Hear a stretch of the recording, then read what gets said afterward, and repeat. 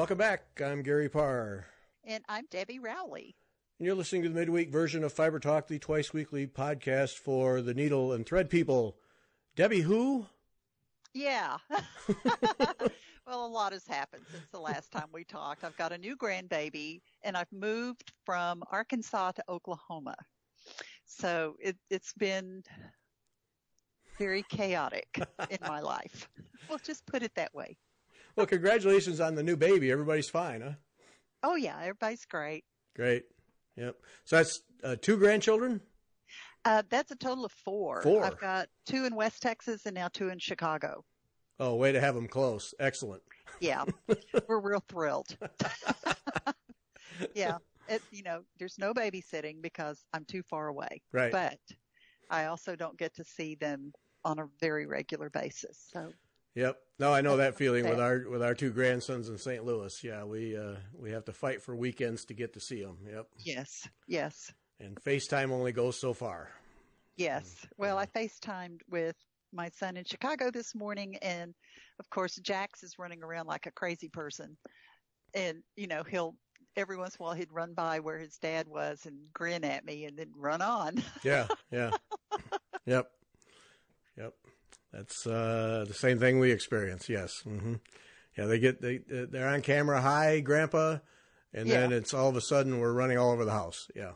Yes, exactly. Yeah, and the call usually ends when somebody falls and bumps their head or something. Yeah. Yes, and then there's crying. Right. Yes, exactly. I gotta go. Yes. Well, and I don't FaceTime that much. I use a different form of communication with my daughter called Marco Polo. I don't know if you're familiar with it. Oh, don't know that one. It's video messaging. So it's, your camera's on, you record a message, then the person watches it. And so we do that because she is not allowed to text, but for some reason she can Marco Polo. And so we Marco Polo. And we had a whole exchange with Skylar and Emily. Of course, they're much older, but they had been left unattended and they were arguing over what they should watch on TV. And they decided that roping Papa into the discussion would be a good thing. Work the system. And so, Skylar would come on and he'd say what he wanted to watch, and then Papa would respond. That Emily would come on and explain why that was not what she wanted to watch, and so Papa would respond, and it was just. And then when Elizabeth got home, she messaged us to say, "I apologize for my children." Yeah, that. Yes, but anyway, it's useful. We do it with our kids, especially if we want to show them something. Uh-huh. So I've walked around the house to show them various things around the house. And so anyway. I'll have to give that a try. I did not know about that one. Yep. Yeah, it's pretty neat. Good. And you're making your way into your new home. So Yes. The burning question now, this is the one that all have asked. Have you found a manicurist? No, I have not. Oh, this is not good. I called today to the salon where my mother-in-law goes, and they have girls that do manicurists. The one who was there when I called is not taking new clients. Okay. So a manicurist who's full up, huh? Wow. Full up. Well, I think they also do hair, but anyway. So the lady I talked to is the one, my mother-in-law had a standing hair appointment every Friday for years until she's immobile and can't get in to the beauty salon now, which is, everyone who has a standing hair appointment knows how tragic this is. But anyway. I have no idea. Yes, you have no idea. Well, you don't have any hair. So that is part of the problem, yes. So anyway, I told her who I was, and she said, oh, yes. She said she talked to my mother-in-law last week. And anyway, so she is going to try to find me a manicurist. So, yeah. Oh, the testing begins. Oh, boy. Yes. And hopefully I will not have to go 2 towns over to find someone to do my nails. But, if I have to, I have to. That's okay. Well, if you have a class with Debbie coming up, don't look at her hands in the videos. That's, Yes, we're pretty much wrecked right now between the injuries and the moving and everything. We're pretty much wrecked. Yeah. So, yeah, let's see, you punctured your hand with a nail in the wall. Yeah. You sliced off some skin off the same hand. And what was the third thing? I pinched it in the garage. Oh, yeah, excellent. Yeah, all in the same hand. Yeah. All in the same hand, yes. So my puncture is doing well, and the bruised thumb is also, you can still see a line where I pinched the skin. But the slicing the end of my finger off, that's going to take a little bit longer to repair. You're a talent. Mm-hmm. Yeah. Yep. Yeah, and it could have been any finger but the index finger, because the index finger is the one that I put my trolley needle on. Yes. Excellent. Well done. Yeah. Mm-hmm. Well done. Yes, well done. Yeah, I was going to say there's workman comp for it, but you're the company, so that doesn't work. Yeah, there's no comp. There's just put this thing on your finger and keep stitching and hope it doesn't hurt too much. Right. Oh, jeez. All right. Well, you've been busy since we last talked. Yay for you. Yes, been busy. Yeah.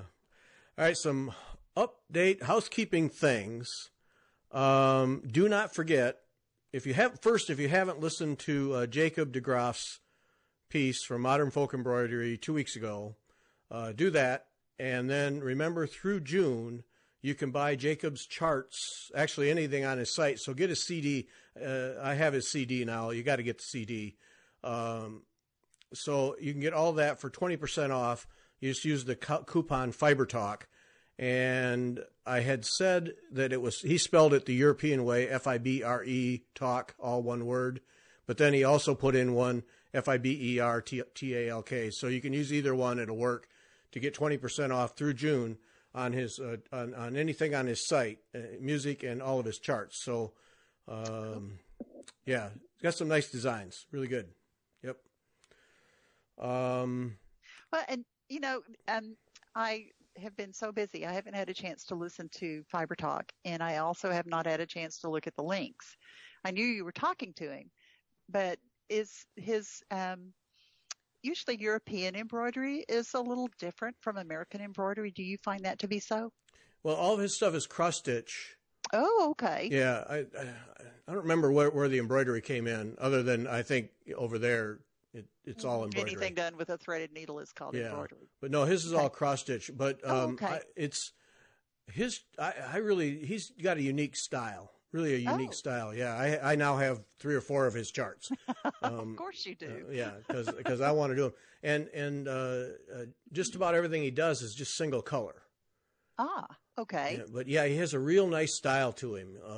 Yeah. So does he use overdyes, or is he using just a single color of like DMC? What he stitches is a single color. Yeah. Wow. Yeah. Yeah, you should look at it. You might be able to steal a couple of ideas out of him. Okay. Yeah, because it's I'm not just steal someone's ideas. It might inspire me to go in my own direction. There. Okay, sure. Yeah, that sounds good, Debbie. Yeah, I'm writing that. Let me write that down. Just a second. I got to get that down. No, he really is. He really has an eye. It's very nice stuff. Yeah. Okay. Well, I'll make sure I take a look at it when I'm up in the middle of the night and can't sleep or something. Yeah, you have that problem too. Yeah. Uh-huh. Oh, not lately.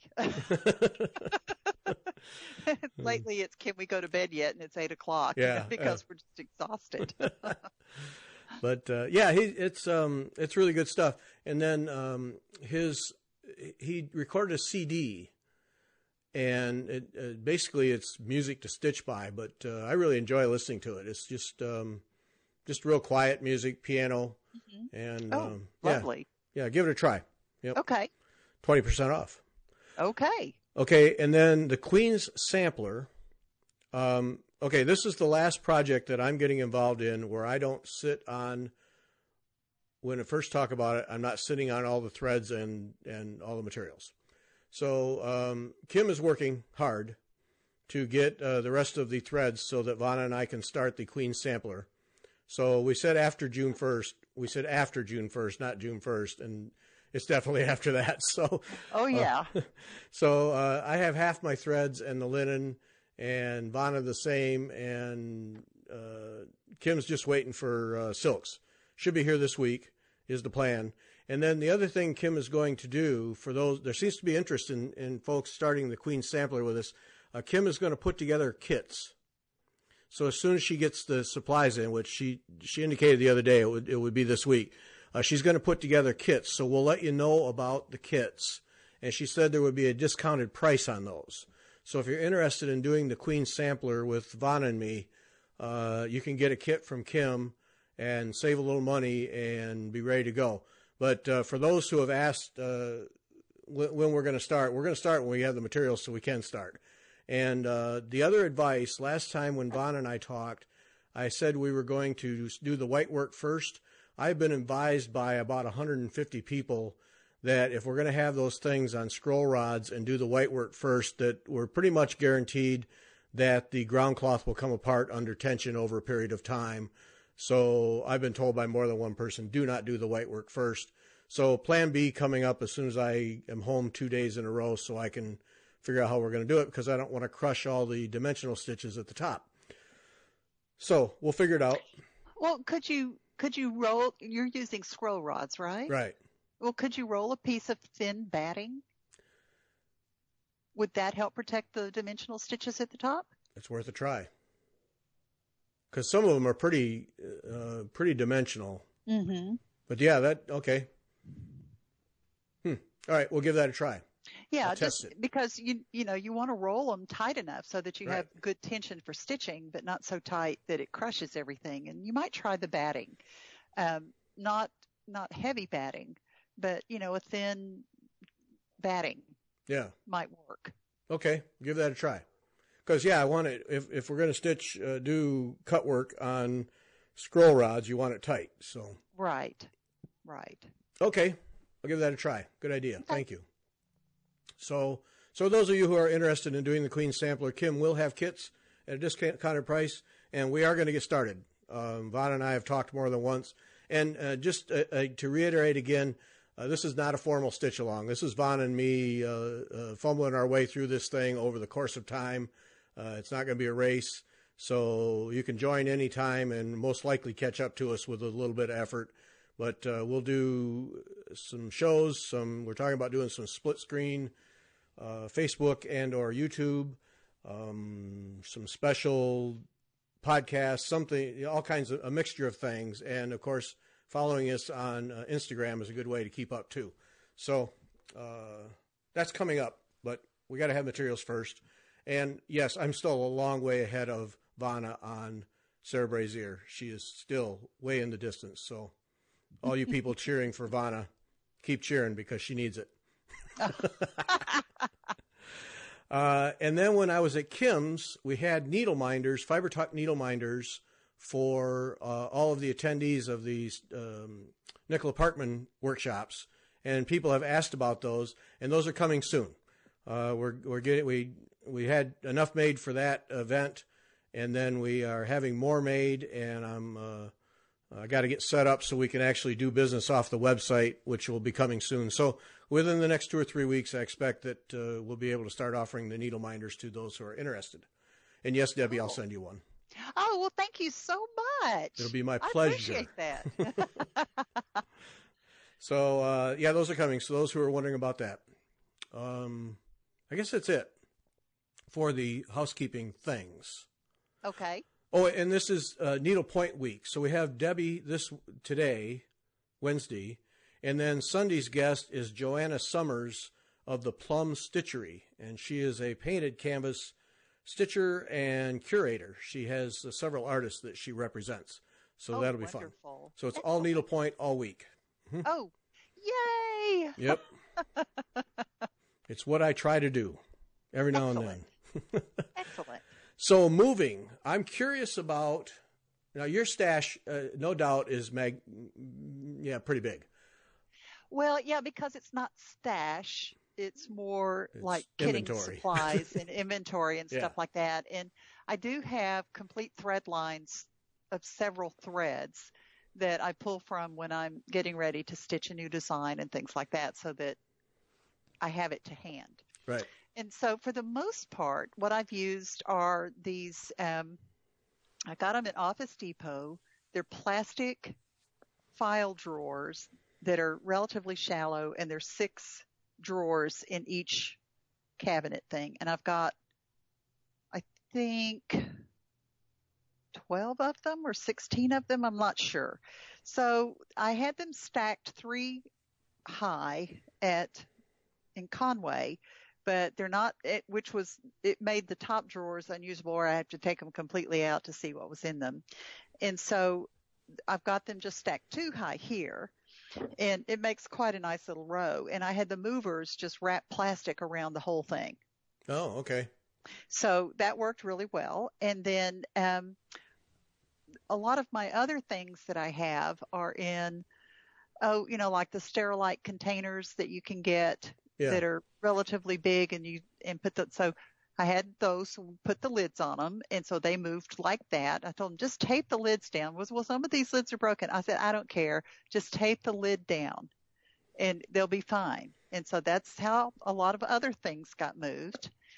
And then my models are in much bigger Sterilite tubs, and I think there's 6 or 7 of those. 6 or 7 tubs full of models. 6 or 7 tubs full of models. And so, because, most of my models have been on display at the local shop, and since I was moving, they had to come with me. Ooh, that left some wall space. Well, yeah. Ouch. The local shop is the Stitcher's Garden in Conway, and she's remodeling. She bought the building next to her and added, I think, 1,500 to 2,000 square feet onto her existing shop, and they're taking the walls down between, and so everything was having to be moved anyway. And so she got everything off of the walls and stacked up and ready for me. So I went and picked them up and put them in my tubs, and those all moved like that. Now, did you allow the movers to handle all that stuff, or did you take some of it with you in the car? Okay. No. Okay. Are you kidding? No, I had to take the propane tanks from the gas grills in the car and all the gas cans and stuff, because they can't move that. Oh, good. And you're so a rolling firebomb. Okay. Yes, I told my husband, if I'm rear-ended, I'm gone. So, so that had to go in the car with me, and a suitcase and the food from the refrigerator and stuff like that. That went in the car with me.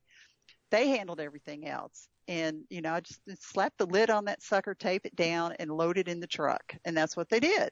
Because, we've moved all this stuff around when we used to go to do trade shows and stuff like that, and stacked everything up. And, my models are used to being moved. Yeah. I don't have glass on anything. Okay. None of my models have glass on them for a lot of reasons. For one thing, it's expensive. And most of the models that are for my charts that retail shops have don't have a frame on them. I mounted them and matted them, and that's it. Okay. Just keep it simple. Yeah. A frame is heavy, and it takes up a lot of room on a display wall. And so they were all mounted and matted. My teaching pieces don't have glass on them. Well, and if you have glass on them, then people couldn't see them. Right. Couldn't see the depth of the stitches and stuff like that. And so my teaching pieces, usually it's required that they not have glass on them, because those get shipped all over the country to advertise for next year's seminar or next year's class or whatever. And so it's easier if they don't have glass on them. And I was at Washington, D.C. taking my pieces to A&G seminar for next year's display. And one of the teachers had shipped a piece with glass on it. The glass shattered. And so it's dangerous for the people who are unpacking it. It can also cut the threads. Yeah. And so, they were having to call the teacher to say, we've got to unpick we've got to take the glass off of it and all this. So it was just a big mess. So anyway, none of my teaching pieces have glass on them. Save weight so that they don't get damaged in shipping. So usually what I do is I bought a bunch of styrofoam sleeves. Now, for people who are having trouble picturing this, if you go to like Lowe's or Home Depot, they have dish pack moving kits. And these are basically styrofoam sleeves that you can slide a plate into. So I have 3 different sizes of those. I didn't know those existed. And, I buy them in bulk. I've seen the sleeves, but I figured there was some kind of a specialty packing thing. I can just get that at Home Depot, huh? Yeah. Now, I don't know if you can get the right size that you need, but you can from Uline, because that's where I got mine. And so I've got 3 different sizes of these styrofoam sleeves, and all of my models are in these sleeves. And so that makes it much easier for shipping them because it doesn't take up as much room as wrapping them in bubble wrap. And, of course, the paper shreds is the worst, and nobody wants that. Right. And peanuts, and shipping peanuts, they're also horrible. So styrofoam sleeves, slap it in a box, they're well protected, and away they go. Well, see, this is good to know because when I travel with needlepoint pieces on stretcher bars, I put them in my backpack because I always keep them with me. But I'm always concerned about them getting damaged in the backpack because I just wrap them in like a plastic bag just to keep them from getting dirty. But to put them in a styrofoam sleeve would at least give a little bit of protection. Right.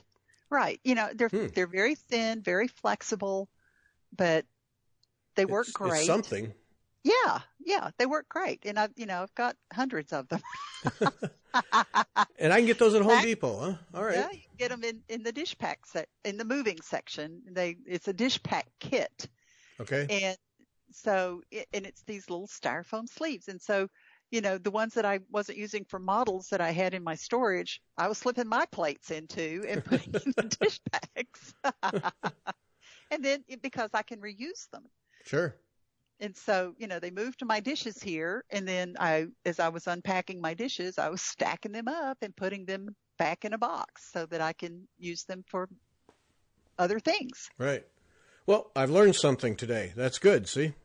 Well, good. I always hope to be informative.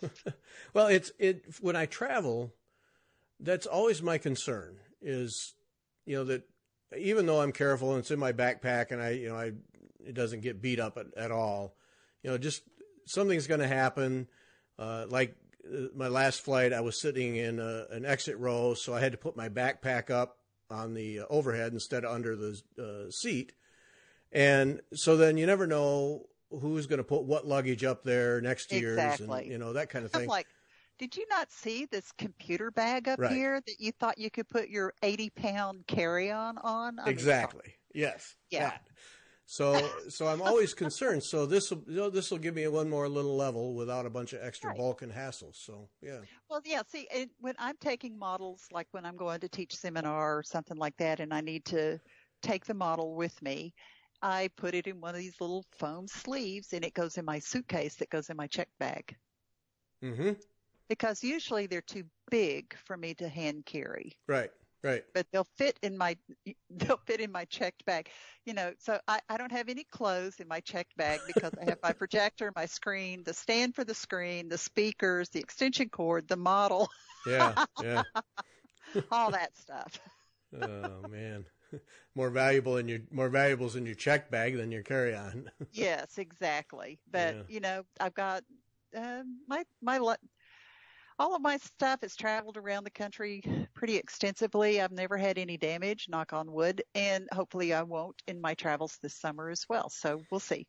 We'll pull for that. Yep. So the moving, so the moving is stashed because of you just put it in boxes and moved it then. Right.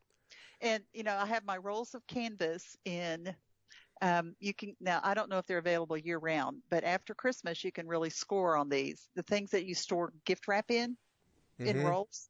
So my rolls of canvas are in those. So I said, tape the lids down on those. They'll be fine. And so that's what they did. Okay. See, there's another thing because I have just a few small rolls, but they're wrapped in plastic and so I could so there's 2 different sizes. There's a longer size, which is what I have my 40-inch rolls of canvas in. And then there's a shorter size where if it's not 40 inches wide any longer, it goes in the smaller one. But then I also have tubs of canvas. See, every time I'm cutting canvas for a class, let's say I need 14-inch pieces, and I always want to give my students a selvage edge. And so 14 inches off of one side, 14 inches off of the other side, that leaves 12 inches in the middle, which to me is perfectly usable canvas for a wide variety of things. And so I roll that up and I save that too. Mm-hmm. So I have 12 inches wide, 8 inches wide, 10 inches wide, based on, in all different colors, depending upon, right now I have acres and acres of gray 10 inches wide or 8 inches Anybody wide. needs a 10-inch wide piece? Well, it's 8 inches wide because it was from my class of Shining Needle Society for angles, and the canvas is cut 16 inches, and so 16 and 16 is 32 off of a 40-inch wide roll leaves an 8-inch piece. So I have 8-inch wide pieces. So if you want to make let's say a Christmas ornament, and you don't want it to be traditional red and white, Debbie can fix you up. I can fix you. Get it out of my house. It's good because I use those pieces for my video stitch demonstrations. Oh, Because, I don't want a big, huge piece of canvas that I'm managing for my video stitch demonstrations. I want a small piece. And, because I'm stitching one stitch here, and then I scoot over, I stitch one stitch here, and then I scoot over and stitch one. So 8 to 10, 12 inches wide is perfect for that. Right. Well, and see, that's the thing, something I got a lot of experience with a couple weeks ago with the Nicola Parkman workshop I went to, where everything, the whole workshop was doodle cloth. It was done on a doodle cloth. We didn't do anything on the sampler itself. And doodle cloth also works on needlepoint canvas. And yes, absolutely. Those little scraps sitting around are a good place to practice. Yeah. Well, and I recommend for needle pointers, especially who are wanting to audition a stitch to see if they like it, you should always have a piece of canvas mounted to 8-inch or 10-inch bars handy by, so that you can just stitch a little sample on there and see if you like it or not. Just do it with pearl cotton. Don't do it with fancy thread. Do it with pearl cotton or floss, something cheap and something that you have a lot of. And that way you can see how the stitch looks, if you can stitch it well, or if you decide, this stitch is too much trouble, I'm not going to stitch it. But that way you've got a doodle ready to go. Yep. And, you should just always have one in your stitching bag so that you could try things out. Yeah, and also a good place to practice partial or compensation. Yes. If you have to do those, yes. Yes, exactly. Yeah. Just to see how it's going to look. And you can look at a diagram, but, there's diagrams and then there's diagrams. Right. Right. If I have a project that has compensation in it, I chart that out so that my students don't have to figure it out. Yeah. Yeah. But this is not usually the case if you're working on a painted canvas. And so, you need to be able to figure out how to do the compensating. And it's easier to do it on a doodle than it is on the actual painted canvas. Right. Well, yeah, and on a doodle cloth, whatever line you're trying to compensate to, draw it right on there. And right, exactly. Yep. And then what is it? Somebody told me once, do that and then make the full stitch so it goes beyond the line. Will help you visualize what the compensation needs to be. Well, exactly. And when if you're doing a needlepoint canvas and you need to do an area that's going to have compensation, start in the center of the area. Mm-hmm. Okay. And then you stitch to the right side, stitch to the left side, stitch above, stitch below. And that way all of your compensation will be at the edges instead of where it will be more visible. It's like if you're laying carpet, you want the seam to be where it's not going to be visible, or, any tile or things like that. You want the seam to be at the edges and not in the middle. Not in the high traffic area. Yes. Exactly. Yep. Exactly. So that's the way you do it with the painted canvas. Yep. So that scraps, keep them. Don't throw them away. Mm-hmm. Nope. Valuable. But that's a good thing too, because, you think doodle cloth, it's just a piece of cloth or a canvas that you have laying around. But to mount it on an 8 or 9 inch set of stretcher bars, much easier to deal with. Yeah. Much easier to deal with. And, you have more of a visual record. Right. Instead of trying to memorize. Oh, what did that look like? So, oh yeah. And, if you do it a lot, just save all of your doodles and, write directly on the canvas. This is this stitch. This is that stitch. Yeah, that's right. Yeah. You can just write it on the canvas. What do you care? Yeah. Yeah. Yeah. What do you care? It's not your piece, but that way you'll have a visual record of what you're doing, and it'll be easier to recall to see that. Now, my doodles I throw away. I can't keep everything. Well, that was my husband thinks I tried. Yeah. We'll ask him someday what he thinks. Yeah. Oh, listen. I love the man with all my heart and soul, and I would not have moved to Western Oklahoma otherwise. But when my sister, bless her heart, came to help me pack because Rod was busy with his mother and couldn't come to help me pack. And I could not tell you how many boxes we have that are labeled Rod's wires. We have all kinds of wires and extension cords and wires and more wires and power supply wires and more wires. And if you threw even one of them out, that'd be the next one that he'd need. Well, I told him we've had an issue when we were in Conway of him stacking stuff up on my countertop in the kitchen. And so I told him when we moved here that there was nowhere on the blueprint that it said stack your crap here.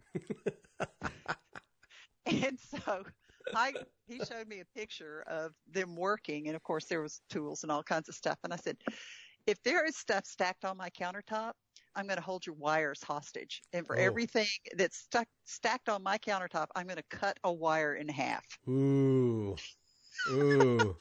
That's playing with fire there. Whoa. Yes, it is. Yes, it is. Wow. Tension in the Rowley house. Ooh. Oh, well, you got to tease each other. Yep. So yesterday when we were trying to find my headphones for doing the podcast with you, we had to go through 3 or 4 boxes of wires looking for But anyway, like I said, love him with all my heart and soul. But he's got a lot of wire. And I got a lot of thread. Yeah. Yeah, you can't really crank too much about that. Yeah. Mm-hmm. No. It's just a matter of frivolity and humor. Yes. All of those things. Yes. We were cleaning out one cabinet and it was a lot of speaker wire. And I know that we don't have speakers that need speaker wire. And so I asked him, I FaceTimed with him and said, can I throw these wires away? And he said that I could. Ooh. Ask permission before I threw them away. And you have a recording of that. So yeah. Exactly. Save that file. Yes. Yeah. Save that. And where's that speaker wire? The yards and yards of speaker wire. But anyway, I have it right here. You said I could. You said I could. Yep.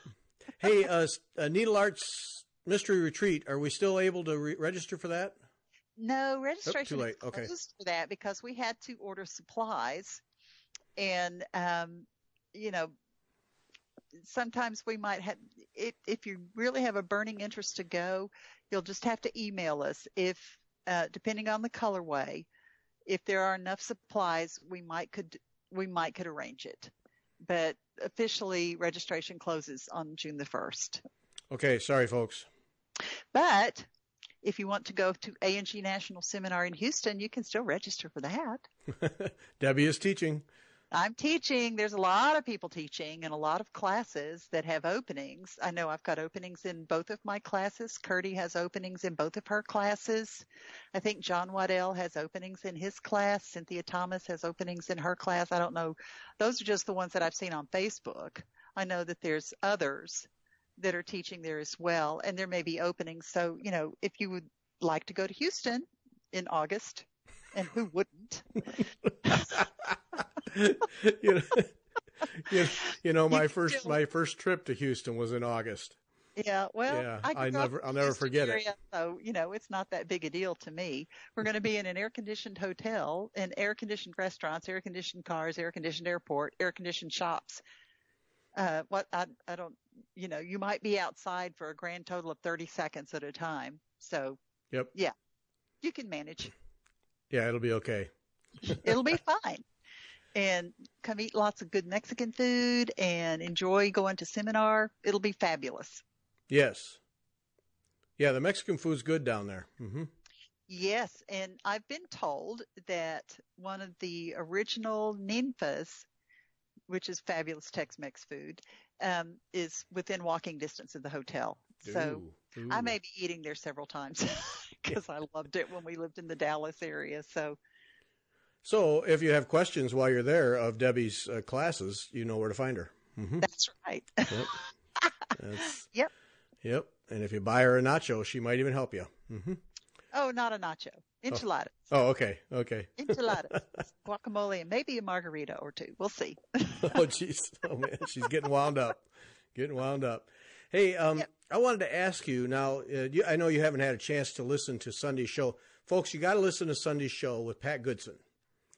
Had several comments about that. She talks about standing up and stitching standing, which is interesting. And then she wrote to me after Sunday and said that one of the benefits of standing up and stitching that she had forgotten to mention is that her head isn't bent down all the time.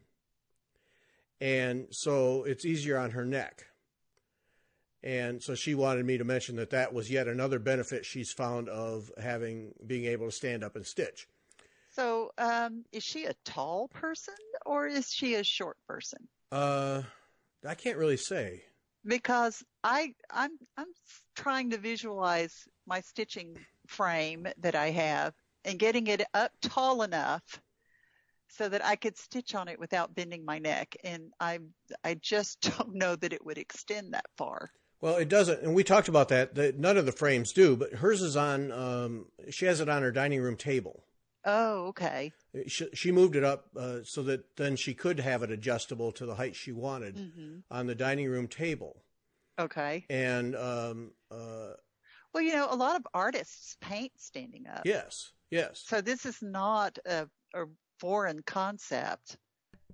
No. And it's, it worked really well for her. I'm going to try it. If I could be home for 3 days in a row, I'd give it a try. I want to try it. I think there's some real benefit there. And, well, having stitched with a table stand at seminar before I began teaching, the hunching over is really uncomfortable. And, it might be something those who are going to a seminar or a class might want to consider standing in the class. Now, I don't think you should be at the front of the room if you're doing this for those who are sitting, but when you're in a class stitching for 6 hours at a time, it's 3 hours in the morning, 3 hours in the afternoon, and then you do that for 5 days. We're not accustomed to that. And I can see the fatigue in my students. Yeah. Because I've experienced it myself. And you cannot stitch if you're uncomfortable. Right. And so, it might be something to those of you who are going to seminar or to taking a class or whatever, you might want to consider that. Okay, so my husband, rides bikes and has done some races and stuff like that. And he says you don't do anything in the race that you didn't do in practice. Okay, so that applies to your clothing, that applies to your nutrition, your water, your equipment. You don't do anything in the actual race that you haven't practiced.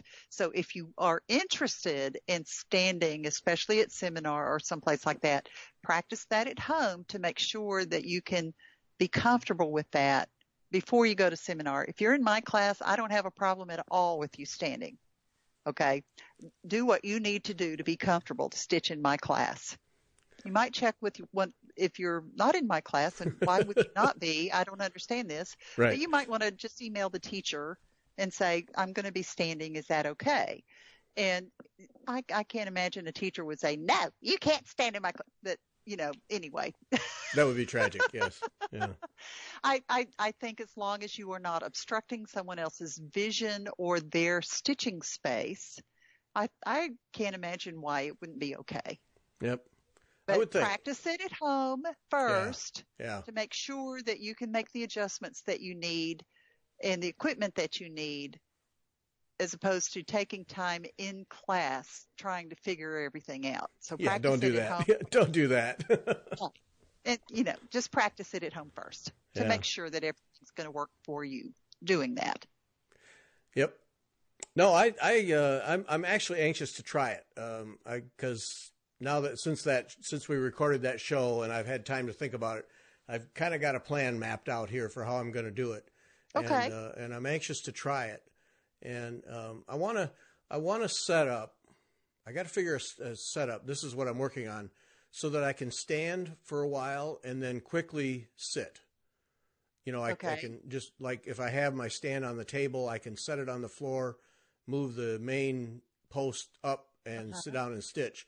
Because I'm pretty sure that starting out, you stand for a while and then you have to sit down. Right. Until you build up some endurance. And, right. And I think some days you just sit down. Yeah. Because you just sit. It's just the way it is. It depends on what else has been going on in your life and how fatigued you are. Right. Because, honestly, unpacking, packing, moving, rearranging, etc., the idea of standing does not seem appealing to me at this point. Yeah, I want to sit. Yep. Yeah. So it was just interesting, and encourage everybody to listen to that, because there's something there. There's definitely something there. And then the other thing, and I wanted to ask you about this, Debbie, she talked about that in her writing classes at Texas A&M, that she teaches that the first 20 minutes are your most effective time when you're writing. And so we were translating that to stitching, which should be effectively the same thing, and encouraged people to take little micro breaks, like walk around the house, stick your head outside, whatever, because it re-racks your brain and refreshes you. And she was talking about writers that if you sit down and do binge writing for 2 or 3 hours, that you'll invariably find that what you wrote in the first half hour is good and you keep it, and the rest of it either is garbage or needs to be reworked extensively. So yeah, you're making extra work. And so then we talked about that as in terms of stitching, is your best stitching in that first half hour. And then if you take a little break, then you're more effective.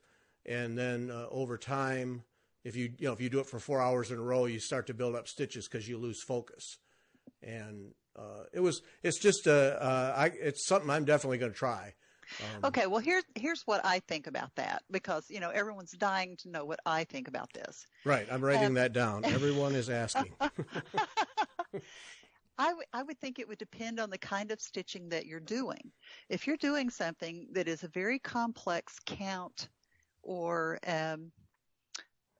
multiple, like if you were cross stitching and it's multiple color changes and things like that, to where it's easy to lose your place, that might not be the best approach.